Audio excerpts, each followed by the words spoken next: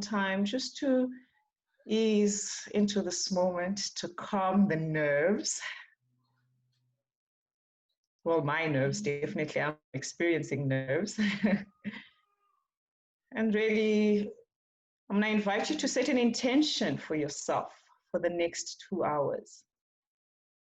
If there's one thing that you can give, and if there's one thing that you can take away from this next session, what will that be?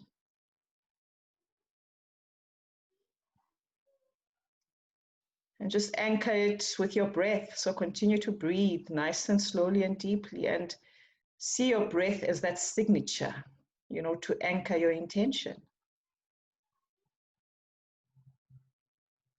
Then we can slowly bring our attention back into the space. You can open up your eyes, and yes, let's get right into it.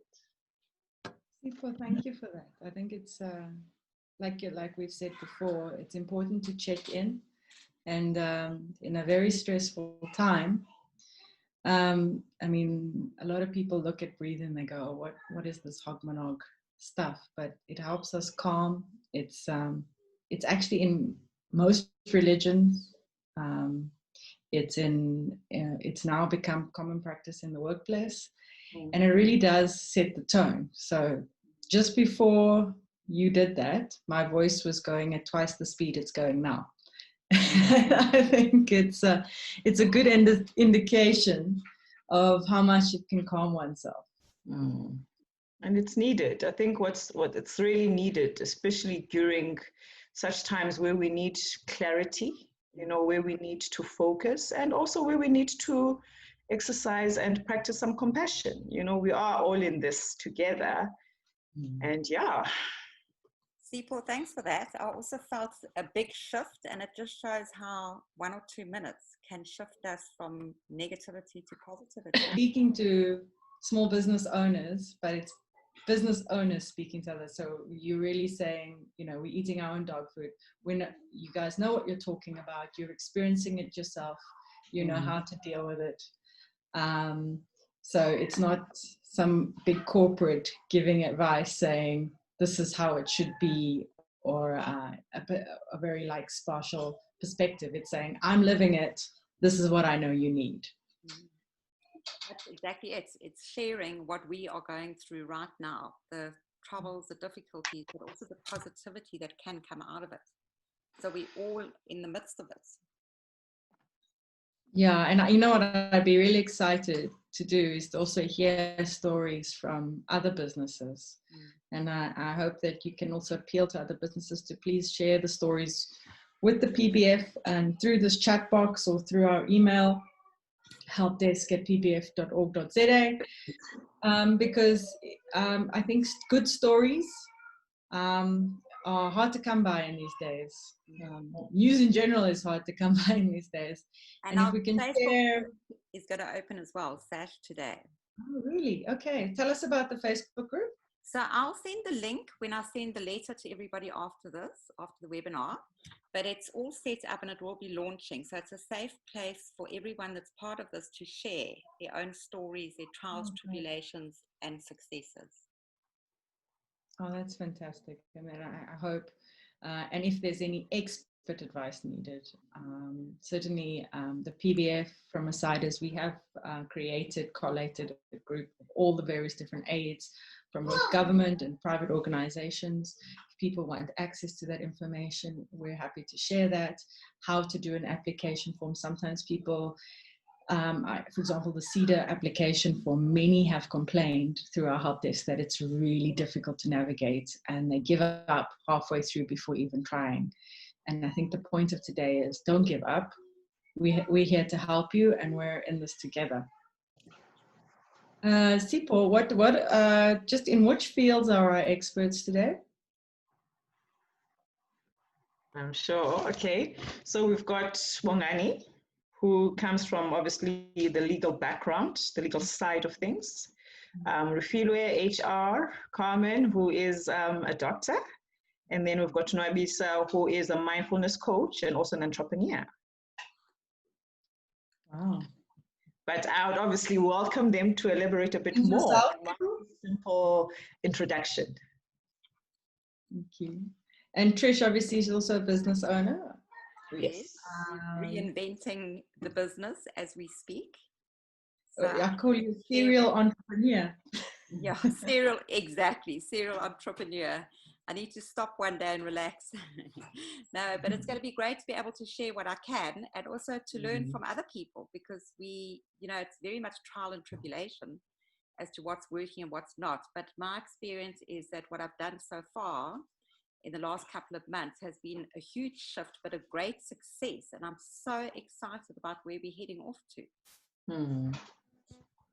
What do you mean what you've done in a couple? So we've gone from brick and mortar to online. We literally have not had a brick and mortar business for 2 months now. Really? And we've managed to reinvent ourselves so that we actually are getting an income in, and the business is growing daily online. But literally it's been opening a brand new online business, which is exciting. I feel like I've been to the University of Zoom. And I don't have my degree. A university called Zoom. So my entire business is now online, and it's amazing when you open your mind what possibilities there are. And when I think of some businesses and business owners that I've spoken to, there are so many gaps that people can actually get into now. It's a perfect opportunity. It's just to find that gap. That's the problem, and we need to be open. Yeah, you have to be open. I mean, I was just amazed. I'm doing a course at the moment, and during the course, there was this gentleman called, he's a digital facilitator. So it's like an MC but also went to the University of Zoom as such, but he digitally facilitates events, meetings, and actually the way he pulled it together was so important. I guess it's very similar to what Sipho's doing for us today in the facilitation role, but also being able to do the presentations. But can you just imagine the amount of new careers that are coming up? I mean, that's something that really didn't exist before. And I think, Sasha, from a mindfulness point of view, it's also, it's been a daunting experience. And I think what is important is for people to understand that it will come with resistance initially, and just coming back to what Trish was saying about converting her business into online and digital. We also did exactly the same thing with our yoga studio, but initially when all of this was happening, our initial response was like, hell no, So you have your resistance first, and anxiety of this unknown. And then you must just do it, just go with it. And I mean, as you're referring to the University of Zoom, it is my first time actually preparing something like this. And I've learned a lot from it. And as I've been preparing it, my daughter I've been saying that I don't want to do this again. I don't want to do this again. And then she says to me, oh, trust me, when you're done, you're going to want to do it all over again. And she's right. Now that we're here, and I'm like, wow, actually, it wasn't that bad. So all change is difficult at the beginning. It's messy, it's ugly. But once you get into it, you get to learn a lot. And that's the beauty of being mindful of the process. True. While we were preparing for this event, I remember us having a conversation about one of the positives, that come out of COVID-19. And, when we're doing bad in business, in personal life, we tend to try and oh, I'm fine. How are you today? I'm fine. How is your business? It's okay. It's good. It's fine. We know, pushing along, these sorts of phrases. But because of COVID-19, we know that everyone is struggling. And so we've become more honest. We can say, actually, it's terrible. I need to find a new way of doing business. And by that alone, that honesty allows us to be open to accept and see new ways. And it lightens our load. If we're carrying the burden of shame and a failing business and we can't share it, it's a very heavy burden to carry. But to actually now be open about it, as so many people are, it lightens their load, which enables them to start feeling freer to think out of the box. Yeah, and I think as you mentioned, that there's a lot of careers that will come up out of it. And it's important for businesses to actually think out of the box. And in doing that, there's new skills and competencies that may be required. So as a business owner, you may have maybe 5 or 6 people that you are in employment currently. How can you equip them and actually develop them to gain those skills to be able to put back into the business for you to continue? So part of the business continuity strategy needs to be developing the people that you have currently, and not actually looking at options of letting them go, but looking at options to empower them for them to actually feed into your business and in the new way that you are doing business going forward. So I think it's very important to look at it holistically as well, because it's not just you as the business owner, as the people around you that you also need to maintain and keep support of. Yeah.